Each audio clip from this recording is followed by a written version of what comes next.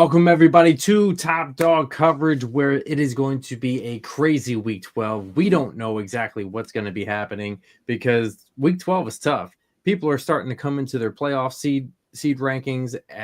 The Broncos are 9-2. The Kansas City Chiefs are 5-5. What are we doing here? So we are going to have to find out these really, really tough games that we're going to have to predict today.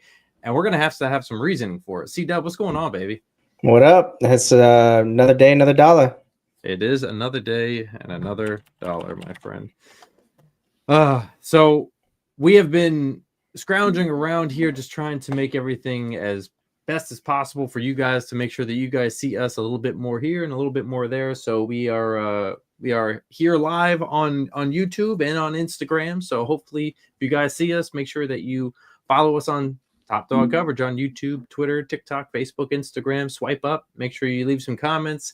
Hit those 5 stars. Hit that subscribe button. We are on our way to 250 subscribers right now on YouTube. So if you guys want to help out, make sure you hit it.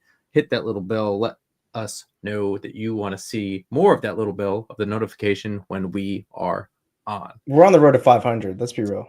We are. We have baby steps, I guess, right? Baby steps. Yeah. I mean, hey, we're live in color, so we might as well tell them the real deal Holyfield. Real deal Holyfield. Kind of want to go back watch some of those Holyfield matches. Good boxer. But what I will say is that we have upgraded a couple things. Shout outs to a couple different people. You can see those down in the show notes. Actually, if you want some of these cool graphics, cool intros, cool outros, make sure that you guys go into the description and hey, hit these people up. Let them know that you want something just as cool as this because they're the ones that made it. Elite. And shout outs to our sponsor. We'll get right into that, which is Norse-Hall.com. If you guys want some hot sauce and some mead, MEAD, mead, which is a honey wine, go to Norse-Hall.com and they have some awesome fire hot sauce. Hot sauce on a stick. Fire sauce on a stick. It's awesome. But they have some of the greatest flavors, and the heat could be here, right around there. It's just for your flavor, just for your temperament. So make sure you go to Norse-Hall.com. C-Dub, we went over a couple things yesterday, a couple news things happening in Week 12, ending of Week 11, I should say. That we did. And some injuries that are catastrophic to some teams, but also that shed light on some new things as well, right? So would you like to get into some small little news? Yeah, we got a little bit. Yeah, we got a little something going on. We got something to share. I think we always got a little something to share. So let's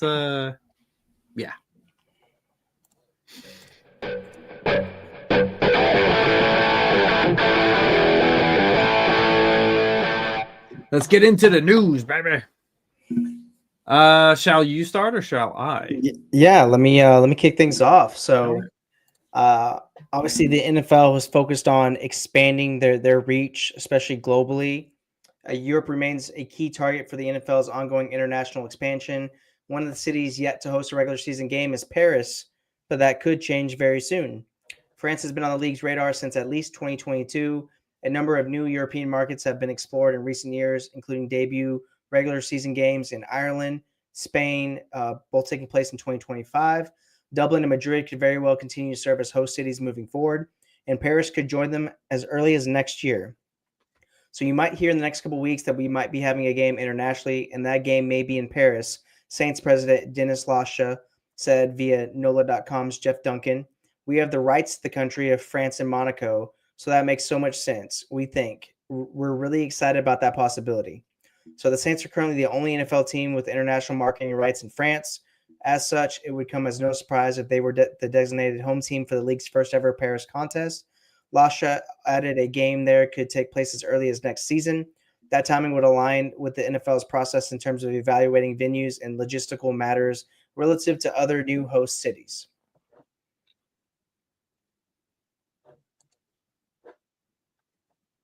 Paris, huh? Paris. Yeah, I mean, look, they've already gone through what team has which cities and such like that. It is becoming more and more global. You know, they're gonna bring it out to Europe and the UK, and that's what's happening right now. And perfect Yeah, spot for the Saints too, right? I mean, exactly absolutely. the perfect spot. And who wouldn't want to have a glass of wine next to the Eiffel Tower and watch a couple touchdowns? And watch the Saints shuck it. Like it's great. There you You go. know. I will actually take that and go to Cleveland if I could. So the Cleveland Browns are starting Shedeur Sanders in Week 12 with Dylan Gabriel in concussion protocol. The 2-8 Browns will turn to their third starting quarterback of the season in Week 12. The fifth-round rookie Shedeur Sanders will get the nod against the Raiders on Sunday. Head coach Kevin Stefanski announced. Gabriel suffered his injury in last Sunday's loss to the Ravens, paving the way for Sanders' NFL debut. He completed 4 of 16 passes for 47 yards and an interception in relief of Gabriel, a third-round rookie who has struggled mightily since taking over in Week 5. The Browns named Gabriel their starter after trading Joe Flacco to the Bengals on October 7th. The left-hander has tossed 7 touchdowns against 2 interceptions in 8 games, but he has posted a subpar 59.2 completion percentage and an 80.8 passer rating this season. His 30.9 QBR ranks 32nd in the NFL. So Shedeur Sanders getting his first start of the season, and we'll see how it goes. I certainly. You've been pushing for this all season. Oh, you don't you. You've been a Shedeur truther since the beginning. Oh man, if people only knew how. Oh wait. Oh, you're dirty. I thought I'm thinking Nick. My bad. Nick has been on it. Nick has definitely been on it. Shout outs to our boy Nick Stanley, huge Ravens fan, big Shedeur Sanders supporter. Look, everybody's got their thing. How conflicting is that? You know, Shedeur goes to the Browns. He's a Ravens fan. It's stuff. Yeah, a little in division confliction going on there. Yeah. You would think, right? I mean, man, we hope that he does well. It's an interesting test for Mr. Yeah. Shedeur against the Raiders. I mean, they kind of just gave up on the Cowboys in the Monday night game, so I don't know if they'll be having something to prove. I don't know. Something's going on with that team, so we'll see which Raiders team we get. God help him with Crosby coming after him. All right, cool. Do you mind if I take it back? Yeah. All right, let's go back to New Orleans, where the Saints are waiving one of their veteran playmakers. So the well-traveled wide receiver Brandon Cooks could land with another team in the coming days. The Saints and Cooks mutually agreed to part ways on Wednesday. Nick Underhill of New Orleans Football reports Cooks will be free to sign anywhere if he goes through waivers unclaimed. So the move to cut Cooks came after he renegotiated his contract down, according to Underhill. He had a little over $2 million in guarantees left, including a 2026 salary of approximately $1.7 million. New Orleans Football colleague Mike Triplett notes. Now 32 years old, Cooks entered the NFL as a first-round pick of the Saints in 2014. After spending his first 3 years in New Orleans, he divided the next 8 among the Patriots, Rams, Texans, and Cowboys. Cooks returned to the Saints on a 2-year, $13 million deal last March. With the Saints well out of contention, Cooks' name came up in the rumor mill ahead of the November 4th trade deadline. A trade involving Cooks would have been his 5th. That would have set a new NFL record, but the Saints didn't find a taker. However, one could emerge now that adding Cooks won't require surrendering draft compensation. So the Bills, Broncos, and Steelers are among contenders that were looking for a receiver before the deadline. None of those teams acquired one, which could make any of them logical landing spots for Cooks. It's worth pointing out that Cooks began his career under Broncos head coach Sean Payton, then with the Saints. Yeah, I mean, look, he was still delivering when he was over at the Cowboys too, man. Like, he was still making bomb plays, running down the field, catching balls, making life difficult for defenses. So it's not like he still doesn't have a decent step going on over there. He still knows how to play the game, and I think a team would be lucky to have him. Doesn't have to be the wide receiver one or anything like that, but he could still stretch the field and he could still play the game. Yeah, he's not the same athlete that he was, but I mean, he's still a veteran receiver. He's been in this league, perennial 1,000-yard receiver, so he does still have talent and value. and he can bring leadership to that locker room wherever he does land. So I'm assuming he's going to find somewhere that he has the best chance to get a ring too. So yeah, I could see that.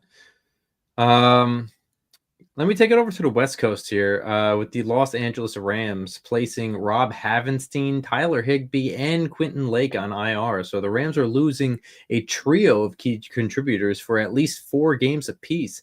The team has placed right tackle Rob Havenstein, tight end Tyler Higbee, and safety Quentin Lake on the IR. Head coach Sean McVay announced to Sarah Barshop. McVay is hopeful all 3 will return this season.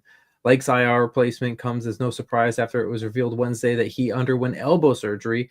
Havenstein played 100% of the offensive snaps in a win over the Seahawks last Monday, but McVay said he's dealing with a knee and ankle issues, and Higbee suffered an ankle injury of his own against Seattle. So Havenstein's ankle issue kept him out of 3 games earlier this season. When healthy enough to play in 2025, the 11th year Ram has continued to serve as a full-time starter. Havenstein has started in 148 regular season games. Since then, St. Louis Rams picked him in the 2nd round of the 2025 draft.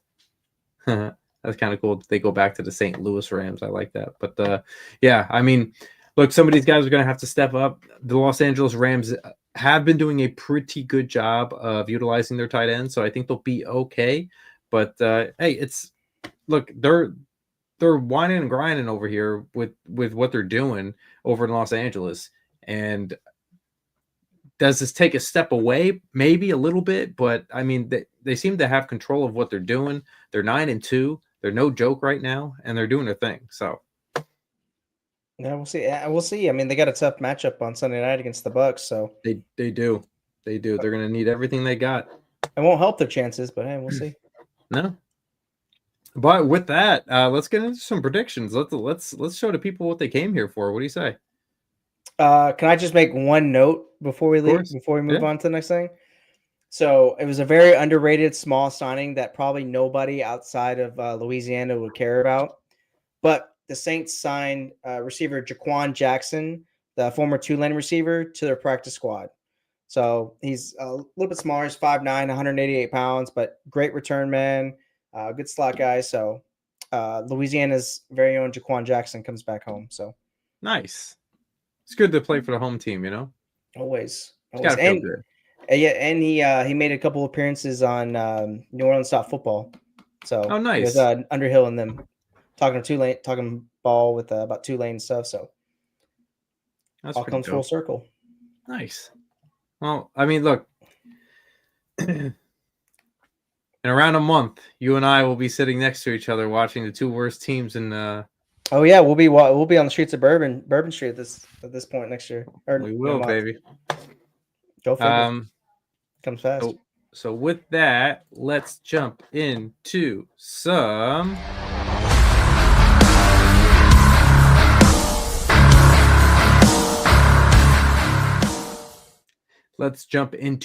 predictions for the fans, for the people that want to see it.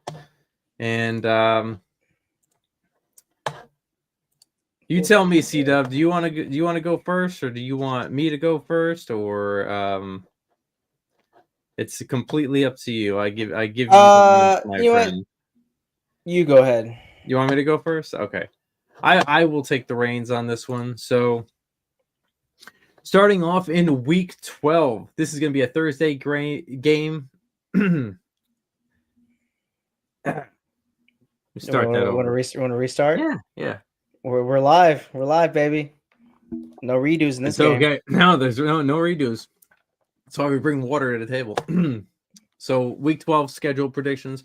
Let's go. Bills going over to the Texans. The Bills have a high-powered offense, but that Texans defense could stop them a little. But look, I still think it's going to be the Bills away. They need a win again. Bills are going to take it. All right, and to start the early slate on Sunday, you have the Pittsburgh Steelers visiting the Chicago Bears. Pittsburgh's a little in flux. Aaron Rodgers is questionable to play, and Rudolph with his nose so bright. Don't care. Give me Caleb and the Bears at home. Caleb and the Bears. Patriots going over to Cincinnati. Patriots are rocking and rolling, and I think they may just win this one. Give me the Patriots in Cincinnati. All right, you have the New York Giants visiting the Detroit Lions. I believe Dart is going through his concussion protocol, so he is questionable to play this Sunday. And the Lions basically just got embarrassed with one of their worst offensive performances on that Sunday night game. They're going to want to prove something. Give me Golf and the Lions. Golf and the Lions. Vikings divisional game going into Green Bay. I don't know which Vikings team is going to show up. I don't know what's going to happen here. So, you know what? Just give me Green Bay at home. They are due for a good win at home. All right, you have the Seattle Seahawks traveling to the Tennessee Titans. Seahawks coming off that excruciating loss against the Rams where Sam Darnold threw 4 interceptions. Titans held in with the Texans, excuse me. But Seattle's defense is an absolute unit. Give me Seattle on the road. All right. Big game here. Colts going over to Kansas City. Kansas City is 5-5. They need a win in the worst way right now. But you know what? I know everybody wants Kansas City at home. I'm taking the Colts. They're red hot. They just have so many weapons. I don't think this defense is going to be able to contain it. Give me Daniel Jones in Kansas City. All right, you have the New York Jets, your New York Jets, visiting the Baltimore Ravens. Lamar coming off one of the worst performances of his career, if not the worst. You switch to Tyrod Taylor, new general, no problem. Give me the Ravens at home. You're right.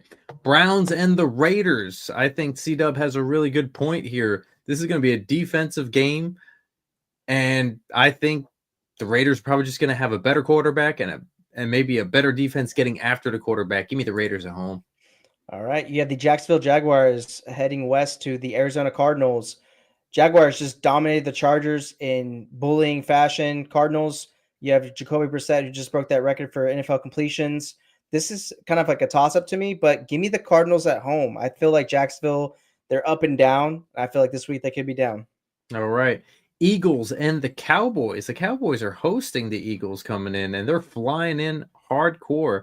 And I really think that the Cowboys are going to give a little bit of a problem to this defense. But at the end, I think the Eagles are probably going to take it by a field goal or two with these division games. Give me the Eagles on the road. They'll probably push it in there. So they might. You have the Atlanta Falcons visiting the New Orleans Saints. So it's Atlanta hate week all week. The Falcons, they're down Michael Penix Jr., they are down Drake London. Saints are coming off their bye week. Give me the Saints at home. It's going to mess up our tank, but shucks and get a second win. All right. The Bucs going over to Los Angeles. This could be a really good game. I think 2 high-powered offenses, and Baker has got something to prove this time around. Going to be a great SNF, but I just give me Stafford. They can't stop rolling in the good news. So, give them more good news with a win.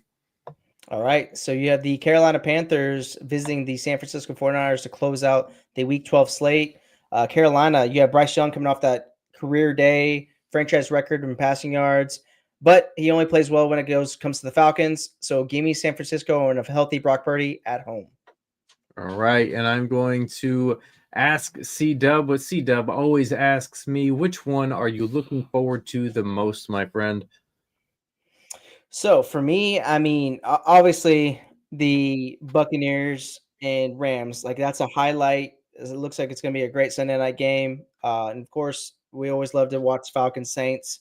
But the one that I'm actually going to make sure that I tune into, it's not going to be Shedeur Sanders and the Raiders. It's actually going to be the Pittsburgh Steelers and Chicago Bears. Okay. I want to continue to see how Caleb's development goes. I want to see how he does against this aggressive Pittsburgh defense that's kind of really turned it on our last few weeks. I haven't been super high on the Pittsburgh defense this year, but they have shown improvement, and I want to see how Caleb responds to those 2 edge rushers there. Yeah, the Pittsburgh defense is starting to get a little bit nastier by the week. They're starting to come up a little bit, make a lot more plays. They signed some people the past 2 or 3 weeks, and they're going to make it a little bit more difficult.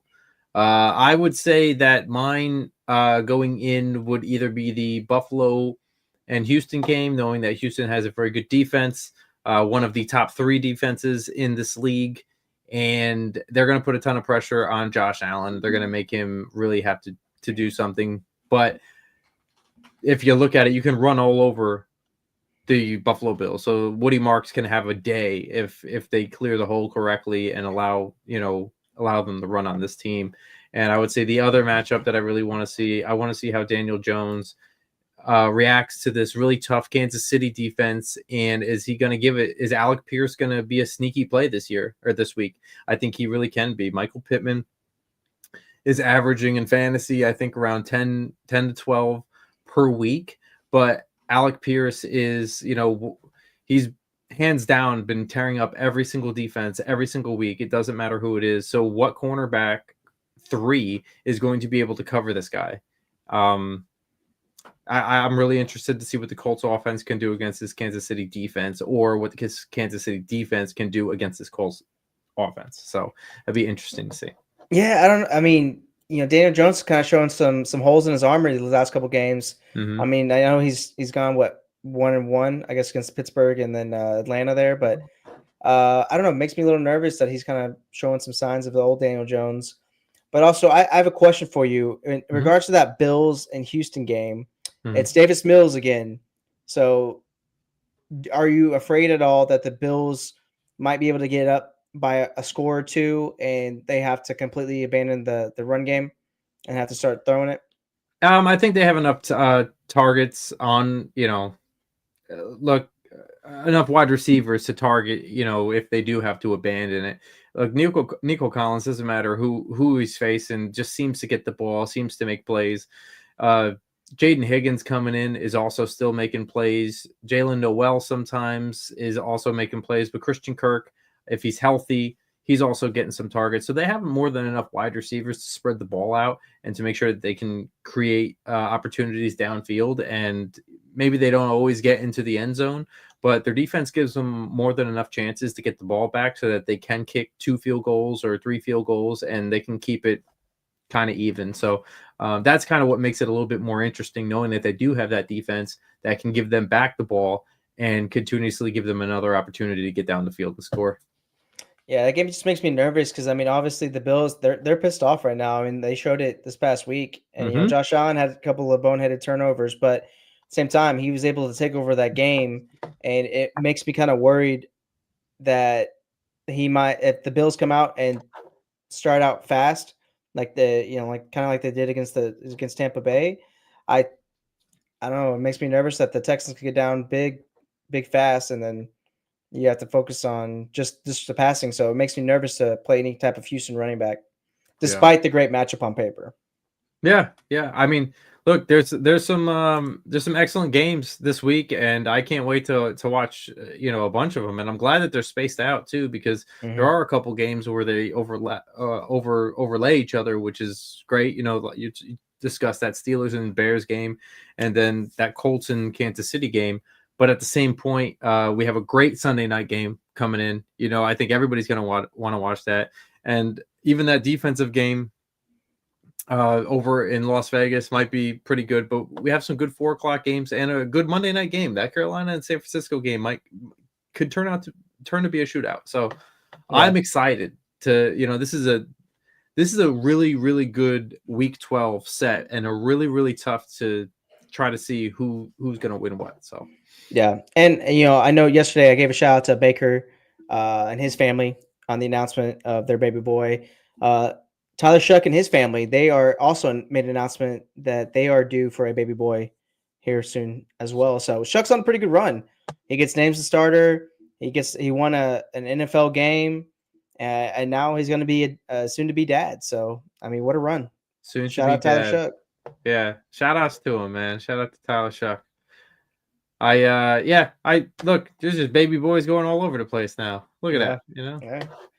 Go figure. But with that, if you guys have not already followed us at Top Dog Coverage on YouTube, Twitter, TikTok, Instagram, Facebook, swiped up on Spotify and Apple, make sure that you do. Please hit us up and let us know that you guys are listening. You guys care. Hit the 5 stars when you swipe up. Leave the comments. It helps us with the algorithm. But for Dirty and C-Dub, that is it for us with the predictions. And you got to tell us. Please tell us why Team A will not lose to Team B and how wrong we are. Please. Yeah, we love that. Please tell us. he knows that I love that. So Yeah, please. We gotta give Dirty something to do behind the scenes. So it's yeah, we don't have enough to do. yeah. All right, guys. Peace. Have a great night.